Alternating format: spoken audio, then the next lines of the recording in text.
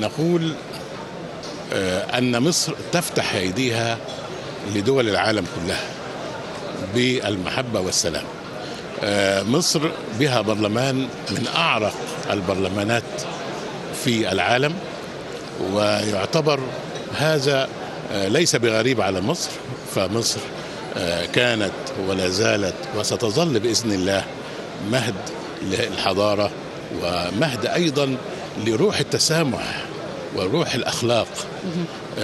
مهما حدث بنرسل رسالة من هذا المكان من شرم الشيخ، بنقول أن مصر آمنة مستقرة، وأن ما يحدث لن يؤثر فينا، سواء كانت بالإشاعات أو ما يحدث من بعض الاختلاقات.